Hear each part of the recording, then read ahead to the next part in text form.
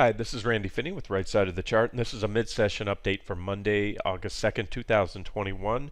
What we're going to do is start out with a brief update on the major stock indexes, followed up by a quick overview on the market-leading FANG stocks, now that all of those have reported earnings. Those are all out of the way. And then we'll hit on, we'll keep this video short, relatively short. I'm going to hit on my favorite trade ideas, which mostly are in the commodities arena right now. You know, when the market is kind of grinding around, not going up much lately, but not going down either, it makes individual stock trades a little more difficult. There are some opportunities out there, and I'll probably roll that into a different video or separate updates on individual stocks. So with that being said, indexes, FANGs, crude oil, lumber, wheat, corn, and gold. We're going to go through in that order. Those are my favorite trade ideas at this time. Obviously, all in commodities and/or precious metals arena right now. And again, they have very little, if any, correlation, or little to no correlation with the stock market. All right, so speaking of the stock market, this is QQQ. Big overview is the daily chart back here, the trend line off the 2020 lows when that was when COVID first hit. Bottomed in March, and we had a nice trend line which we broke here and been back testing now for several months. And that is the thing about a trend line.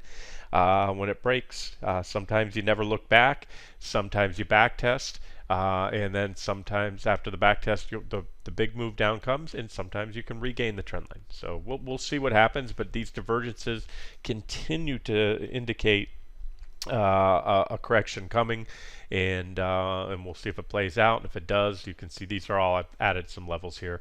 Potential targets on the way down on the daily chart: 343.45-ish, 324.65, and then 310. Let's say right now 297. I've been calling for that one for a long time. I think that'll be, let's just say, my current preferred final swing target, if that makes sense to you. And what I mean by that is, you know, these are all levels where reactions are likely on the way down if we are going down to 297. We'll just need to see some downside momentum coming into the market. We don't have that yet, but again, these divergences, overbought conditions, and also what's going on in the economy indicate that. Speaking of COVID, you know, I talked about those trend lines coming off the lows last year, March of last year when COVID first hit. Well, of course, yeah, we have the Delta variant really flaring up. A lot of some places like Dade County, I think all that hit some new highs in cases, and they say it's just a lot more contagious. So there's that kind of cloud hanging over the markets, and we'll see if that continues to, or starts to put some pressure on things. All right, quick update on the FANGs. Remember, the market is not going anywhere without the market-leading FANG stocks taking it up or down, and that is because the weighting that these guys have. They're so huge. Apple, $2.4 trillion company, so that's the biggest one out there.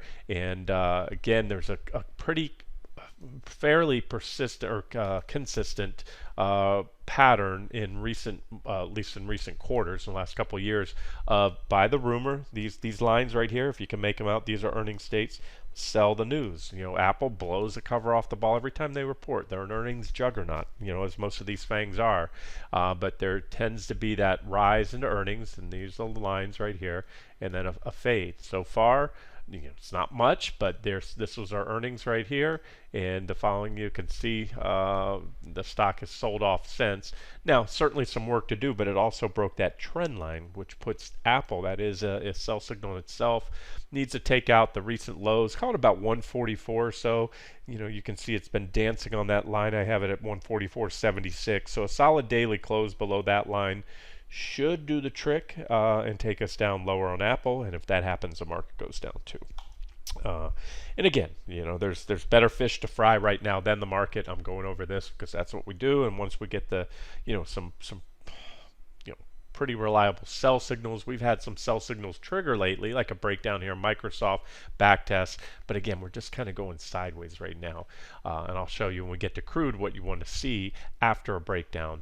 And there's another one, earnings right there, and down since earnings. That's Microsoft, second largest component in the NASDAQ 100 and S&P 500. Here's Alphabet Class A shares.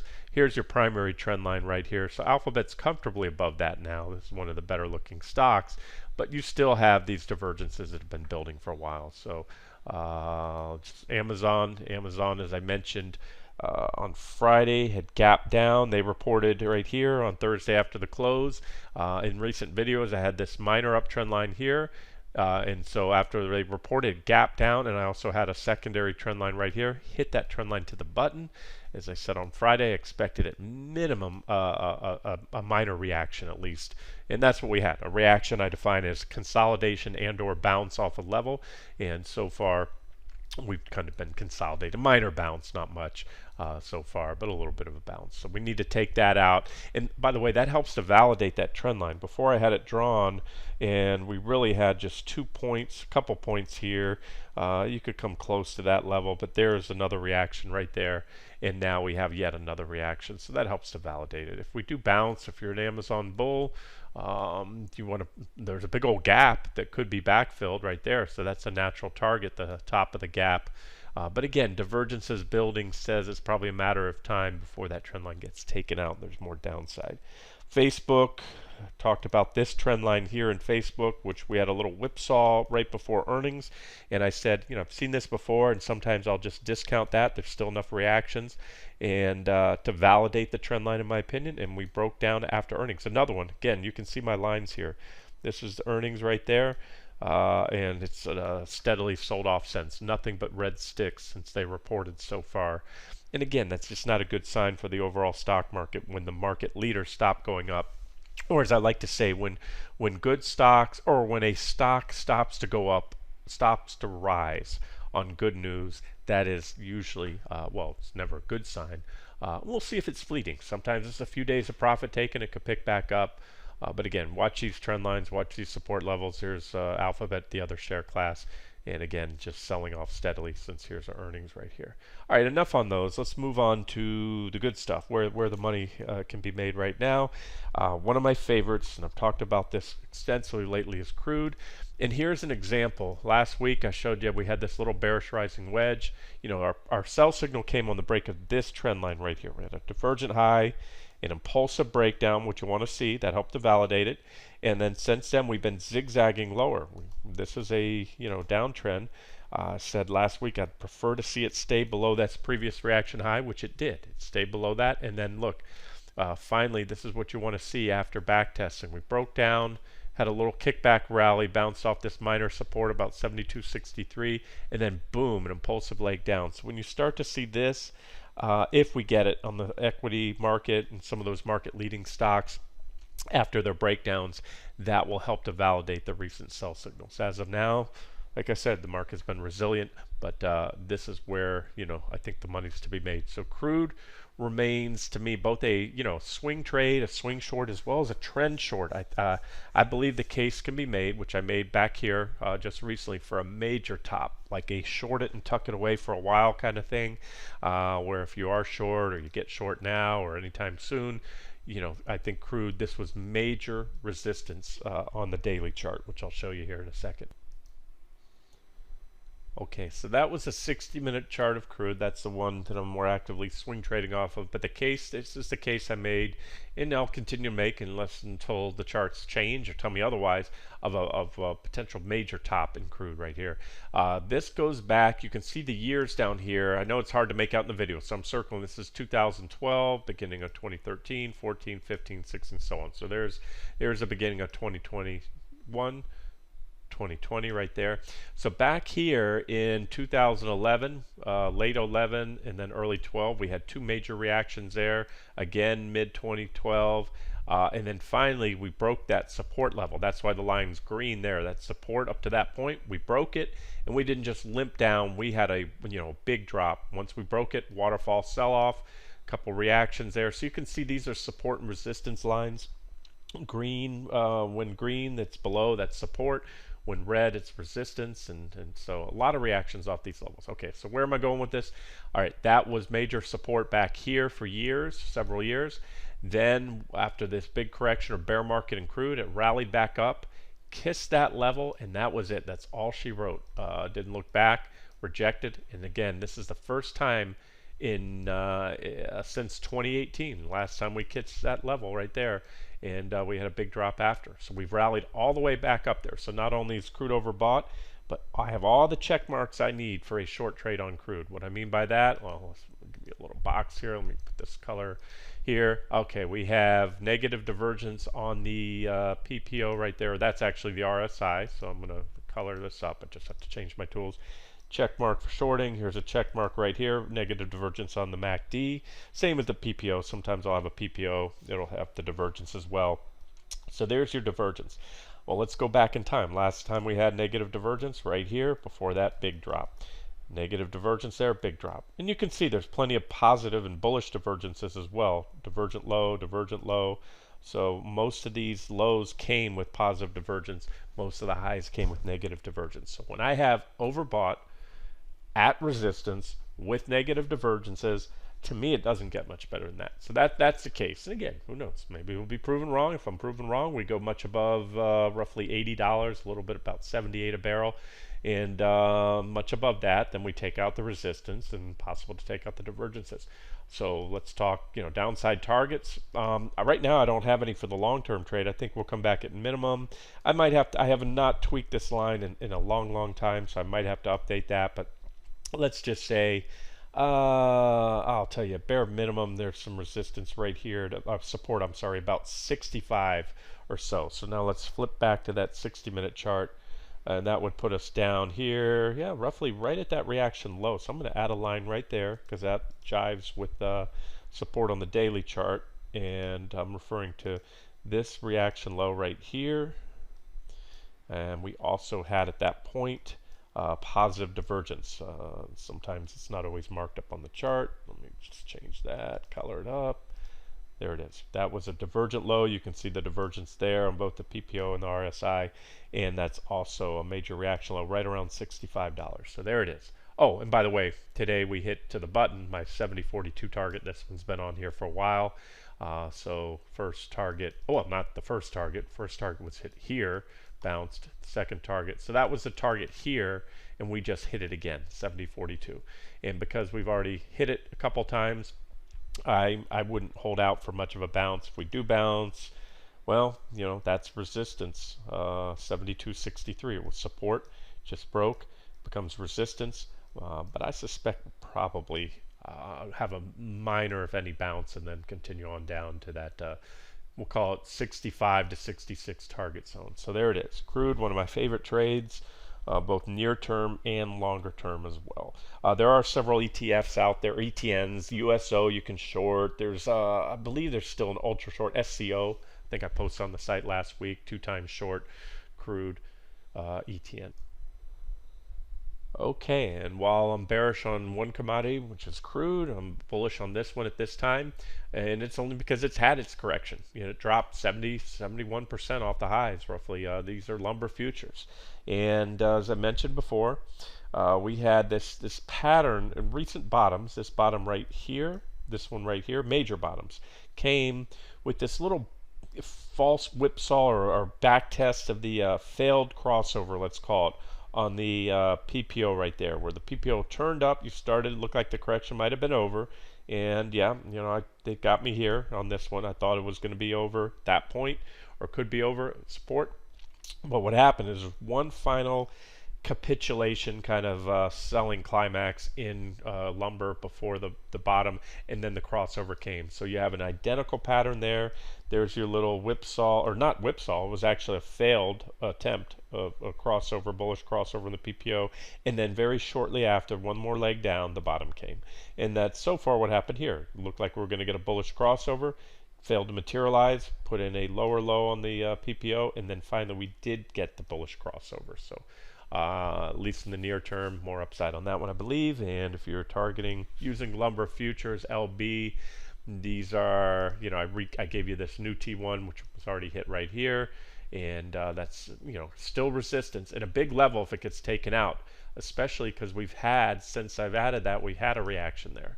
So this level, about, again, 705, support here, broken, rally back up, hit it. So once we break out, if you want to wait, if you're not in it, you're a little skeptical right now, want more evidence, that would be a breakout right there if it takes out 705, and that should open the door to the 855 or so, 855 and a quarter, and then 934.70 or give or take right there for T3. and it would certainly help if the stock market holds up. It's not absolutely necessary because lumber has been marching to its own drumbeat lately, with that 70% drop with the stock market all-time highs. So either way, it's just a part of a diversified portfolio. Be long some things, short other things, long the most bullish charts, short the most bearish charts. And if possible, spread around different asset classes, different commodities, different types of commodities, precious metals, individual equities, things like that. And so that brings us to wheat. Wheat's been a very tradable vehicle. You look for these divergent lows right there, positive divergence. You look for trend line breaks, and then you get buy signals. Then you look for, you get ready to get out when you're rallying to resistance or hit a final price target, especially if you have negative divergence. So that's kind of how you trade it. Divergent low, rally.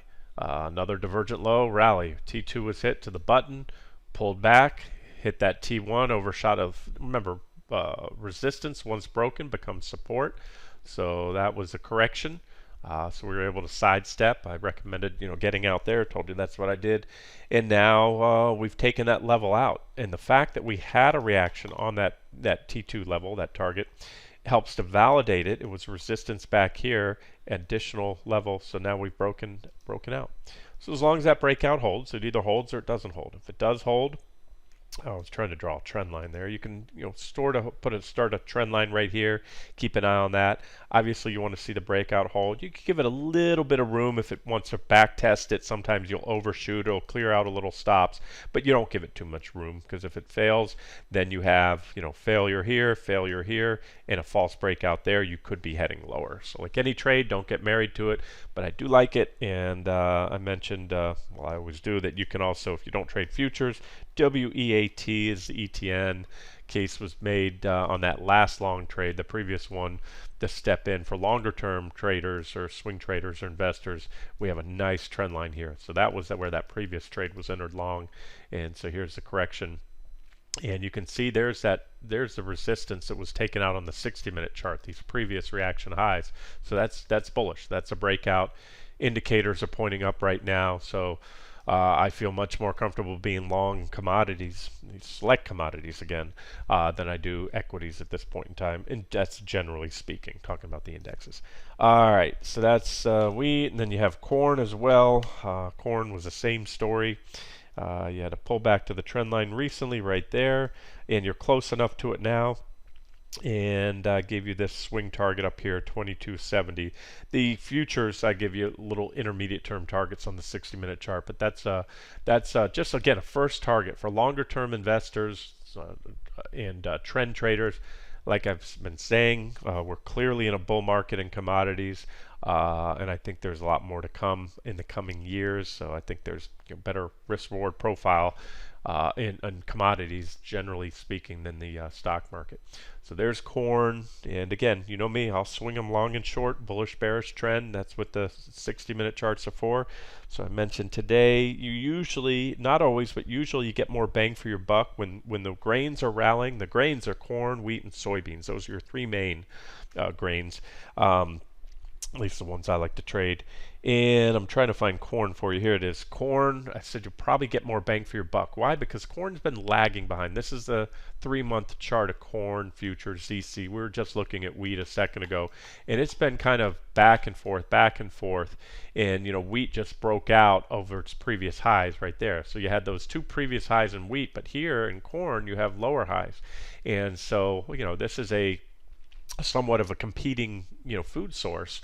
If wheat prices go up too much, and people start, buying corn, so either way, you'll usually see it corn move up with wheat, and again, it's up 2.15% today. And there's also nice support right there, about 544. So you can set a stop somewhat below that, maybe call it 540 or so. And these are potential targets here. I think it's rough targets. I probably could take that line and raise it up a little bit to about this level. Let me just put a second line there and give you a target zone. 568.50 to about 572.30 or so. Then 582, a little over that, and then 595, something like that right there, that previous high. And last but not least is gold. Still liking this one. We've had multiple opportunities to buy it down here at the support buy zone. Our first buy signal came right here on the break of this bullish falling wedge. T1 hit, T2 hit, a little reaction there. It was consolidating, and then just last week we had a breakout above this downtrend line that gave us another buy signal right there, or objective long entry add-on. Rallied up, and so really at this point I'm going to take that line. That was the T2 level. Boom, was hit first back here. 1831. I'm going to add a second line, as I should at this point, because we have a couple more reactions. We overshot T2 before, and then we had this reaction here. So really about 1830, we'll call it 1840 or so. That's really the resistance level. It could also be the next target, but I think we've already hit it enough. I suspect we'll go through it now, continue on, hit my third target there, T3 at 1852.60 or so. T4 zone runs from about 1876 to 1880 or so right here, and that's where I think gold is going. So still liking gold, and to be bullish on gold, typically the miners will follow, silver will follow. You usually get more bang for your buck on silver too, especially when it's been lagging. Silver might want to play a game of catch up here. Looks like a little bull flag there right there too. You see we had this divergent low, positive divergence right there. Divergent low, rallied up, ran right into that 25,764 resistance.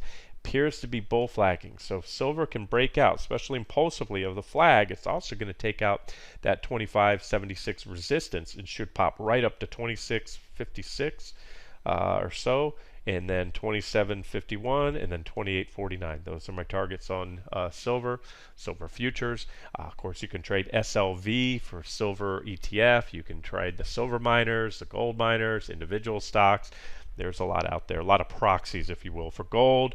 And to be bullish on gold for me typically is to be bearish on the dollar, because they move inversely. There's the last leg down in the dollar. It started to move impulsively lower last week, and I still think it'll continue lower, ideally down, I think, to this level here, about 90.80, and that should be the catalyst for another leg up in gold right there. Of course, euro is the same chart in reverse pretty much than the dollar. You had this bullish falling wedge pattern right there, divergent low, breakout back test, and it's been stair-stepping higher recently. I don't have levels marked here, but probably the next target is somewhere up right around here.